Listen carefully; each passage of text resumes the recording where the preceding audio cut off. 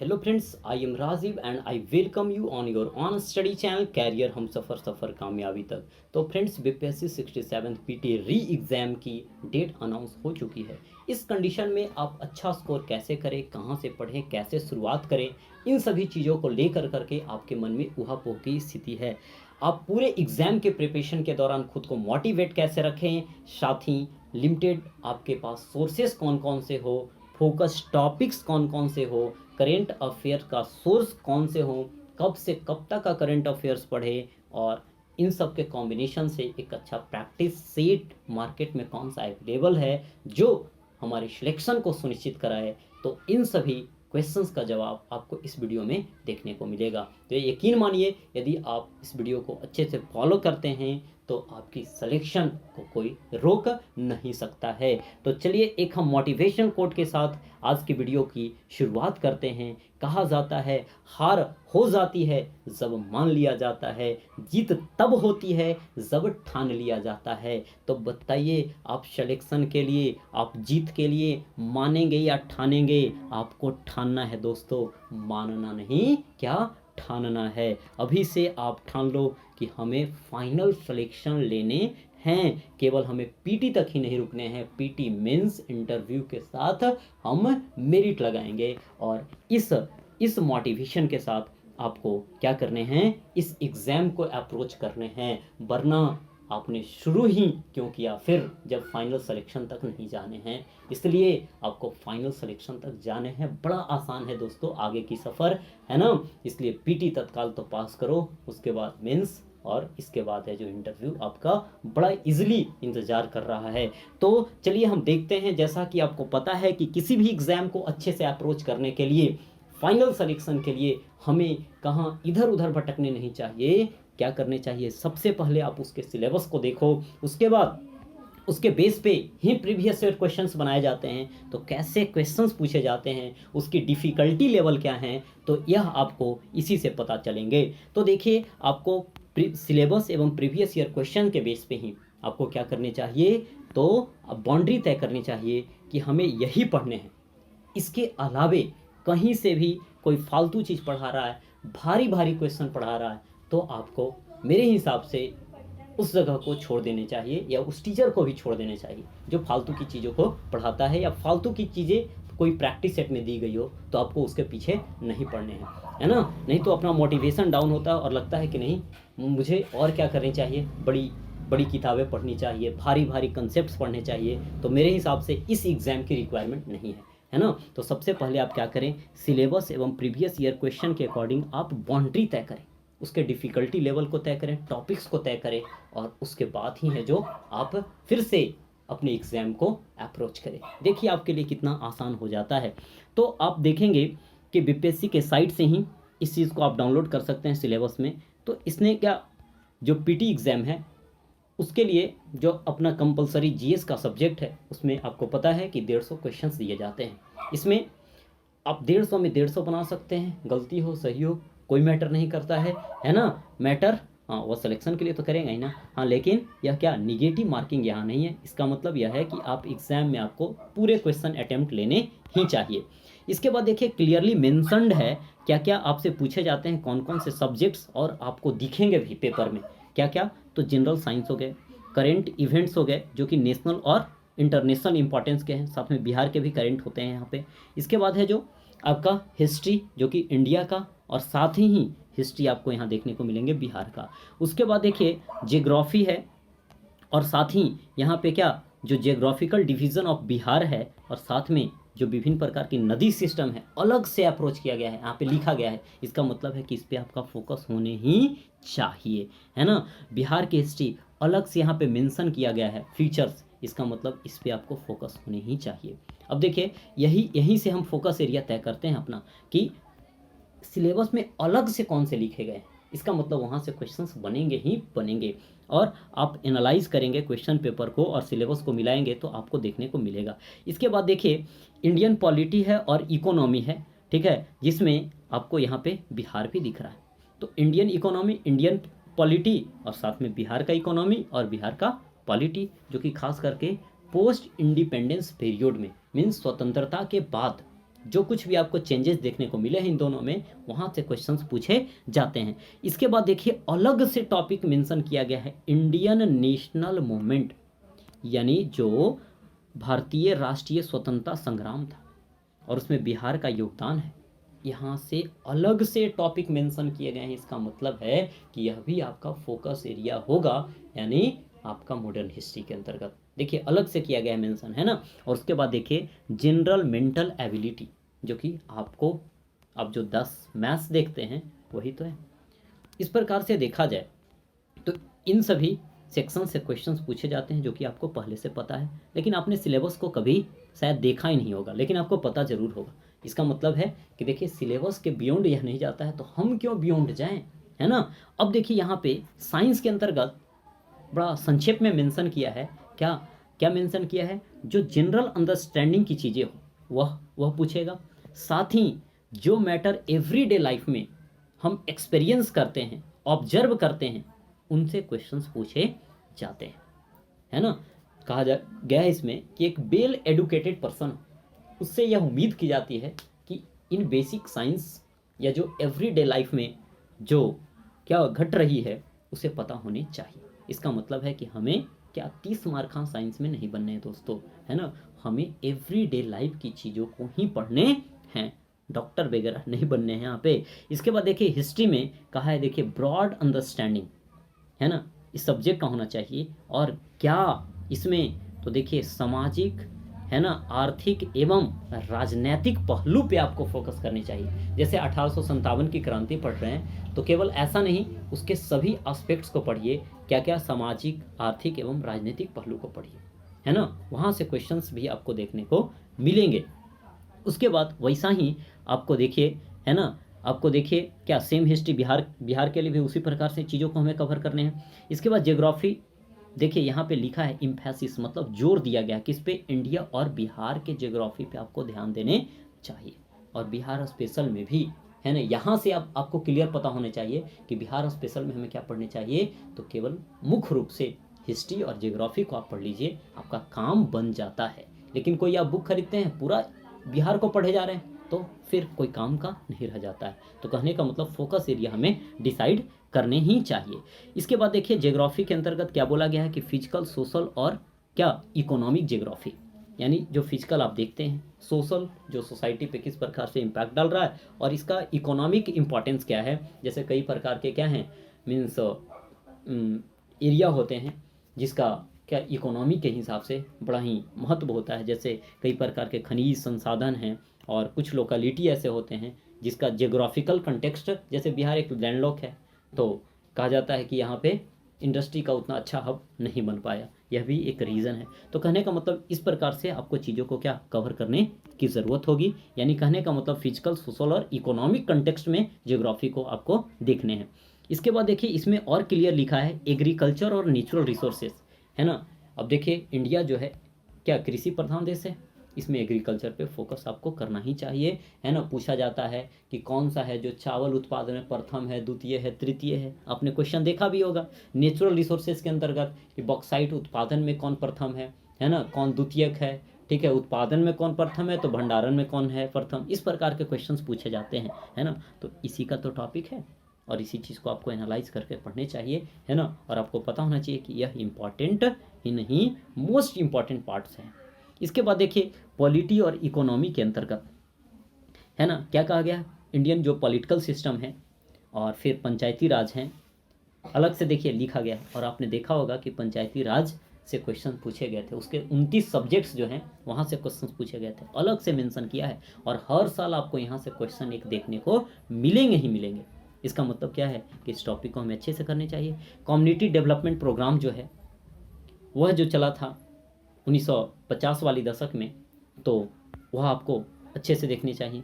Planning commission जो है और नीति आयोग है तो उसे आपको अच्छे से कवर करने चाहिए, और इसका इंडिया और बिहार पे इम्पैक्ट क्या पड़ा। तो आप कई सारे एग्जाम्स में देखते होंगे कि जो 12 क्या हैं, 12 जो योजनाएं चली, पंचवर्षीय योजनाएं चली, उन सब का लक्ष्य पूछ दिया जाता है ना। किनके देख रेख में यह मॉडल तैयार हुआ था वह पूछ दिया जाता है, किसका लक्ष्य क्या था, किसने कितना लक्ष्य प्राप्त किया, है ना। तो इन सभी चीज़ों को आपको अच्छे से फोकस करने की ज़रूरत है। बाकी इकोनॉमिक्स में आपको ज़्यादा दिख रहा है, यहाँ पे भी नहीं दिख रहा है। बाकी बेसिक कंसेप्ट कुछ कुछ वहाँ पे पूछ लिए जाते हैं, है ना। और इकोनॉमिक सर्वे और बजट वाली सेक्शन हमें कवर कर लेने हैं। इसके बाद देखिए इंडियन नेशनल मूवमेंट है, तो इसका नेचर और कैरेक्टर पे हमें फोकस करने की ज़रूरत है, जिसकी उत्पत्ति कब 19वीं शताब्दी में आपको देखने को मिली और इसमें बिहार का रोल क्या है ना। तो यह आपको देखने हैं। तो यह तो जो बीपीएससी ने सिलेबस दिया था इसके अकॉर्डिंग आपको तैयार करने की ज़रूरत है खुद को, और इसे बार बार पढ़िए। एक बार नहीं, देखने से नहीं पता चलेगा, इसका आप स्क्रीनशॉट ले लीजिए, है ना, और इसे बार बार पढ़िए, आपको इंसाइट डेवलप होगा, है ना, और फिर आपको पता चलेगा क्या कि हमें क्या पढ़ने हैं और क्या छोड़ने हैं। ठीक है, तो देखिए फोकस एरिया, जैसा कि आपको पता भी है कि focus area history, science, current affairs और बिहार स्पेशल हमारा तो होगा ही, लेकिन इन सबसे क्या आप सिलेक्शन को सुनिश्चित कर पाएंगे? मेरे हिसाब से नहीं। कारण इन चारों सेक्शंस को आप कितना भी पढ़ लें 100% तो आप स्कोर नहीं कर पाएंगे। कुछ ना कुछ क्वेश्चंस सभी सेक्शन से छूटेंगे ही छूटेंगे, है ना। अतः आपको मेरे हिसाब से सभी सिलेबस के जितने पार्ट्स हैं उन्हें आपको कवर करने चाहिए, चाहे इकोनॉमी, पॉलिटी और जियोग्राफी हो। इन पे अमूमन हमने भी देखा है कि कई लोग इन पे क्या बोलते हैं कि फोकस कम करो, लेकिन मेरे हिसाब से नहीं, है ना। इन्हें भी आपको अच्छे से फोकस करने की ज़रूरत है। और यहाँ से कंसेप्ट वाले क्वेश्चंस आपसे पूछे जाते हैं। जैसे एक पॉलिटी का क्वेश्चन है, आप कमेंट बॉक्स में हमें बतलाएंगे कि एंटी डिफेक्शन लॉ, दल बदल जो क्या है कानून है, वह कौन कौन से कंडीशन में लगाए जाते हैं। तो अब देखिए उसमें कई सारे पॉइंट्स हैं, आपको याद नहीं है, वहाँ ऑप्शंस दे दिए जाते हैं, आप कर जाते हैं कंफ्यूज। यहाँ पे ऑप्शन इनमें से कोई नहीं है, एक से अधिक है। तो इसके लिए भी आपको प्रिपेयर होने की ज़रूरत है ना। कौन से कंडीशन में क्या किस किस पे महाभियोग लगाया जाता है ना। आप लोकसभा के अध्यक्ष को कौन कौन से कंडीशन में हटाया जा सकते हैं। तो कहने का मतलब ये सभी कंडीशन, जैसे 5 ठो रीट है ना, 5 रीट हैं, तो 5 रीट जो हैं यह कौन कौन है सबको पता होता है ना। सर्वोच्च न्यायालय या उच्च न्यायालय यानी सुप्रीम कोर्ट, हाई कोर्ट को जारी करने का आदेश है, मीन्स ऑथराइज है वह, लेकिन किस पर लगाया जाता है, कौन कौन से कंडीशंस होते हैं, यह लोगों को याद नहीं रहता है ना। तो यहाँ से क्वेश्चंस देखने को आपको हर एक एग्जाम में अभी देखने को मिलेगा, है ना। तो जहाँ जहाँ कन्फ्यूजन वाली पॉइंट्स है आपको यहाँ से क्लियर करने की ज़रूरत है ना। इकोनॉमी में आपको क्या करने हैं, इकोनॉमी में आपको सिंपल सा एक तो प्लानिंग पढ़ लेने हैं, बेसिक कंसेप्ट जीडीपी क्या होता है, जीएनपी क्या होता है, इन सबको कवर करने हैं। बजट कैसे तैयार किए जाते हैं, उसमें क्या क्या मापदंड होते हैं, उनको यदि आप तैयार कर लेते हैं तो बजट पढ़ने में आपको सहूलियत होगी। बाकी ज़्यादा आपको इधर इकोनॉमिक सेक्शन से करने की कुछ ज़्यादा ज़रूरत नहीं पड़ती है इस एग्ज़ाम को लेकर करके। खास करके ज्योग्राफी में यदि आपने क्या 6 to 12 एनसीईआरटी को कर रखा है कवर तो ठीक है, और नहीं किया है तो और ठीक है ना। कुछ कुछ फोकस टॉपिक्स को आप लूसेंट से या फिर किसी अन्य सोर्स से आपने पढ़ रखा है तो अच्छी बात है ना। नहीं पढ़ा है तो फिर आप लूसेंट या फिर घटना चक्र से आप अच्छे से गो थ्रू कर जाइए उसे बार बार। अब देखिए इस एग्ज़ाम की डिमांड क्या है, फैक्चुअल क्वेश्चन से यहाँ से पूछे जाते हैं।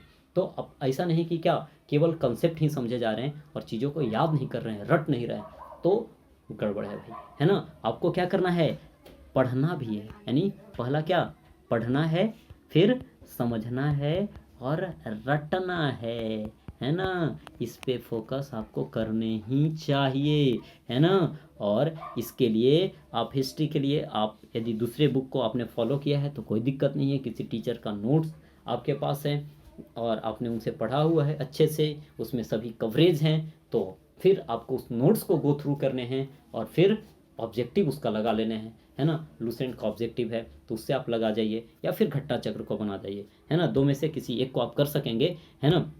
उसके बाद है जो साइंस के लिए आपको एनसीईआरटी या एस चांद जो 9th की है उससे आपको करनी चाहिए नहीं, करने ही चाहिए, है ना। वहाँ से क्वेश्चंस आपको डायरेक्ट देखने को मिलेंगे। बाकी कॉमन क्वेश्चन तो सब बना जाएंगे भाई, है ना। तो कहने का मतलब है कि आप चाहते हैं कि जो 30 क्वेश्चंस पूछे जाते हैं उसमें से हम 28 कर जाएं लगभग, तो आपको एस चांद या एनसीईआरटी करने की ज़रूरत है। इसके बाद करेंट अफेयर मेरे हिसाब से आपको जनवरी 2021 से लेकर के जून 2022 लगभग 1.5 साल का करेंट अफेयर्स करने चाहिए, है ना। लेकिन फोकस जो होगा आपका लास्ट 6 मंथ पे ज़्यादा फोकस होगा, जनवरी 2022 से लेकर करके जून 2022 तक में। इसके बाद बिहार स्पेशल, है ना, आप कोई अन्य बुक को प्रेफर करते हैं, कोई दिक्कत नहीं है, एक ही बुक को कोई भी सोर्स के लिए आप एक ही बुक जनरली फॉलो कीजिए। मुझे ऐसा लगता है कि महेश बर्नवाल ठीक ठाक बुक है। बाकी आप क्राउन वगैरह या कई सारे मार्केट्स में बुक हैं, तो किसी एक बुक को अच्छे से कर जाइए। ऐसा नहीं कि 10 बुक आप लाए और किसी भी बुक को ना पढ़ पाएँ, तो दिक्कत वाली बात है। इसके बाद देखिए क्वालिटी, है ना। ऐसे तो एम लक्ष्मीकांत काफ़ी अच्छी किताब है, लेकिन मैं सलाह तत्काल नहीं दूंगा कि आप इसे कवर करें, है ना। केवल इसे इसलिए मतलब जाएं ताकि कोई कंसेप्ट गड़बड़ हो रही है तो इस जगह से आप कवर कर सकते हैं, क्योंकि 2 महीने में आपको अन सब्जेक्ट्स भी पढ़ने हैं, है ना। तो हमें भावा नहीं बनने हैं भाई, हमें एग्ज़ाम पास करने हैं तत्काल, और इसके लिए हमें कई सारी चीज़ों को छोड़ना पड़ेगा, ठीक है। तो आप लूसेंट के थ्रू जा सकते हैं, और कुछ कुछ कंसेप्ट में दिक्कत हो तो अपने दोस्तों के साथ डिस्कस करिए, है ना। और नहीं तो फिर आप उस टॉपिक को केवल यहाँ से आप पढ़ सकते हैं, है ना। इसके बाद है जो इकोनॉमी, लूसेंट मेरे हिसाब से काफ़ी है, और जियोग्राफी कुछ ना तो फिर लूसेंट ही पढ़िए। उसके बाद है जो मैं बात करूँ, तो आपको एकदम पढ़ना ही चाहिए। तो क्या पढ़ना चाहिए?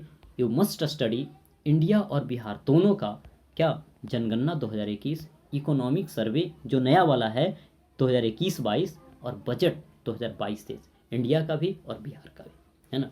और इतना यदि आप अच्छे से कर पाते हैं तो यहाँ से क्वेश्चन तो आपको 8 से 10 क्वेश्चन तो यहाँ से आपको दिख जाएंगे, एकदम क्लियर दिखेंगे, है ना। इसलिए इस सेक्शन को आपको करने ही चाहिए।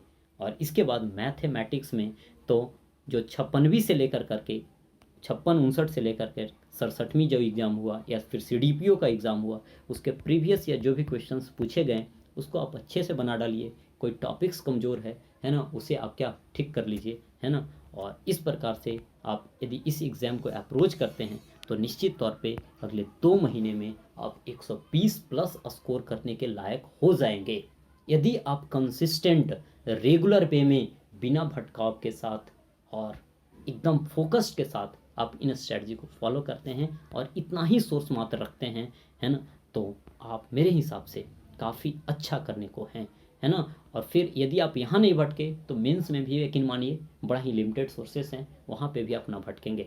यदि करेंट अफेयर्स आप करना चाहें तो आप PD पढ़ सकते हैं, प्रतियोगिता दर्पण, जो कि पिछले 1 साल का है ना। तो इसे कवर कर सकते हैं। यदि आपको उतना मीन्स डायरेक्ट आप पढ़ना चाहते हैं, ठीक है, थोड़ी कहानी जैसी नहीं पढ़ना चाहते हैं, डिटेल में नहीं, तो आप इडुटेरिया या फिर जो SPD है, दोनों में से किसी एक को आप फॉलो कीजिए, दोनों को नहीं, है ना। हाँ, कुछ कुछ टॉपिक्स हो सकते हैं कि, है ना, SPD में है तो इडुटेरिया में नहीं, और इडुटेरिया में नहीं है तो SPD में है। तो उन टॉपिक्स को केवल, ऐसा नहीं कि हाँ पूरे बुक्स को हम शुरू से कर रहे हैं, सेम टॉपिक को दोनों जगह से पढ़ रहे हैं, तो थोड़ा हौच पौच वाली कंडीशन हो जाती है ना। तो हमारे पास सोर्स जितने लिमिटेड होंगे, एक होंगे, उसका बार बार रिवीजन ही हमें सक्सेस की ओर ले जाएगा, कॉन्फिडेंस एग्जामिनेशन हॉल में वह बढ़ाएगा। बिहार करंट के लिए इडुटेरिया को ही आप फॉलो कर सकते हैं, है ना। या फिर और भी कई सारे हैं, लेकिन मुझे तो खैर यही इसका कलेक्शन ठीक ठाक लगता, और एग्ज़ाम में क्वेश्चन भी देखने को मिलते हैं।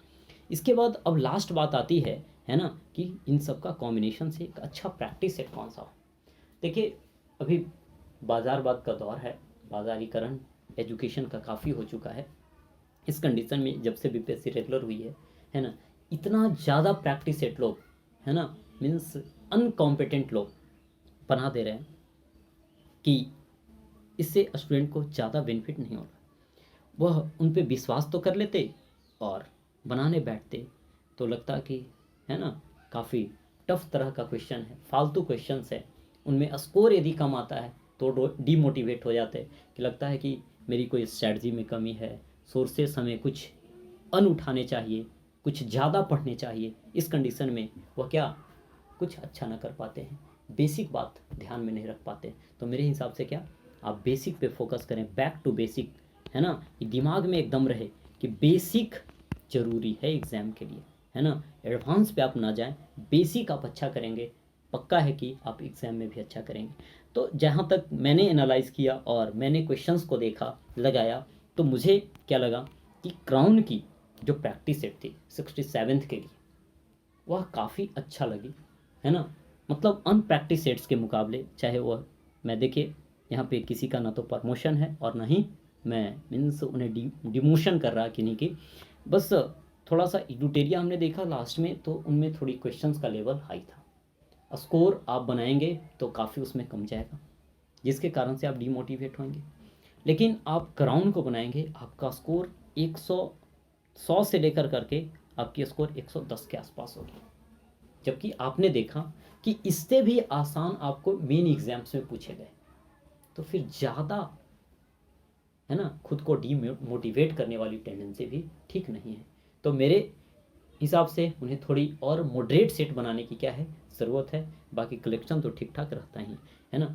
तो आगे जो भी मैं भी आपको अभी तत्काल जो प्रैक्टिस सेट करवाऊंगा तो क्राउन का ही चलेगा, और साथ ही इन चीज़ों को कुछ कुछ करेंट जो है इसमें तो खैर 2021 की ही करेंट आपको दिखेगी, जो कि प्रैक्टिस भी हो जाएंगे, और इसमें क्वेश्चन का लेवल ठीक ठाक है भाई, है ना। इसके बाद देखिए घटना चक्र ने भी निकाला है तो इसका भी मैं आपके समक्ष रिव्यू करूंगा। अभी मैंने इसे पूर्णतः देखा नहीं है ना, लेकिन इसका भी कलेक्शन ठीक ठाक होता है, इसके कारण से मैंने आपके समक्ष रखा है।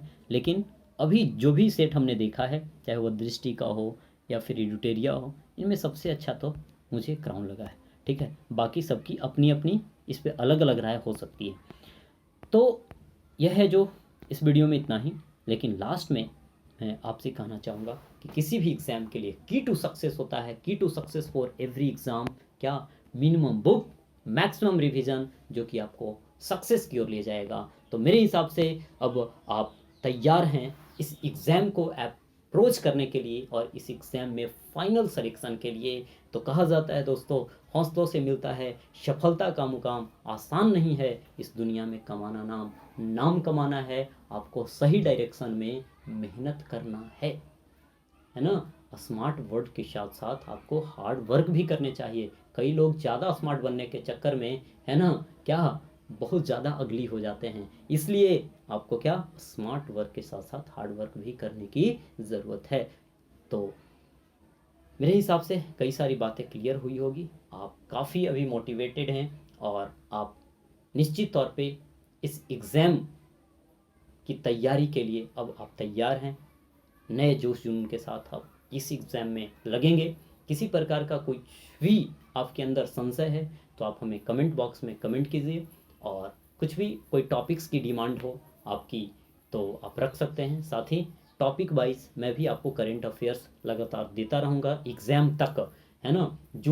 जनवरी 2021 से लेकर करके आपको जून 2022 तक का करेंट अफेयर टॉपिक वाइज आपको देखने को मिलेंगे चैनल पे, है ना। लिख कर करके ही ट्रिक के माध्यम से मैं आपको याद करवाने का प्रयास करूंगा। प्रैक्टिस सेट भी लगभग रेगुलर बेसिस पे आपको देखने को मिलेंगे। तो आप अपने चैनल के साथ बने रहेंगे और ख़ुद को मोटिवेटेड रखेंगे एक नई स्ट्रैटेजी और एक नई प्लानिंग के साथ, और आप अपनी तैयारी को शुरू करें और इधर उधर के भटकाव से बचें। तो फिर मिलते हैं दोस्तों अगली वीडियो में, तब तक के लिए जय हिंद, वंदे मातरम।